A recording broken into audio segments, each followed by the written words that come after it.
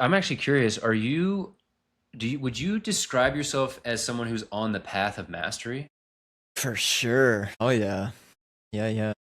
I'm curious, like what is that what is this experience like for you? Because not everyone wants to be a master or even considers themselves on the path of mastery. Most people don't. And I feel like Yeah. it's a totally different frame of existence. It Yeah. might be just biased because I'm in it, 100%. but Yeah. Well, there's so much here. Like, Godsey, for example, will everyone who's in his ecosystem, he'll say like, I recommend you pursuing a craft, trying to like pursuing mastery in some craft. And so I think there is like a dimension of that where it's like the human nervous system evolved to like have something to work towards and pursue. I think there's like something innately nourishing to humans and important to have that.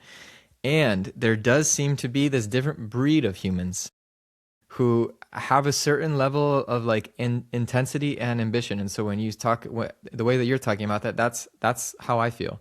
And the founders podcast, I forget the guy's name, but he has the founders podcast. He has this riff that I love, and I need to go back and find the exact quote, but it goes something like this, like, because he talks a lot about ambitious, intense people.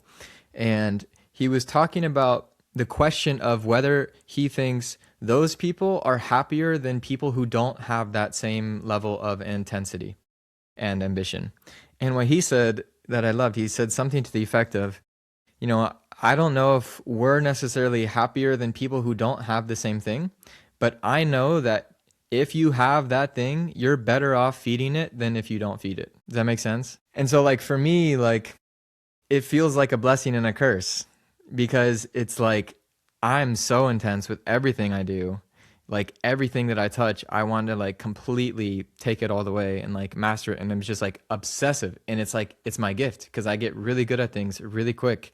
And it does add this like spark to my life. And at the same time, it like drives me fucking crazy over some of the things. And I think that's part of like kind of coming back to this idea of going from a lightning chaser to lightning wielder, learning to be the water that like kind of spreads everything out in a way that feels sustainable. I think people who are like attracted to the path of mastery, and not even attracted, you just are, you can't help it kind of thing.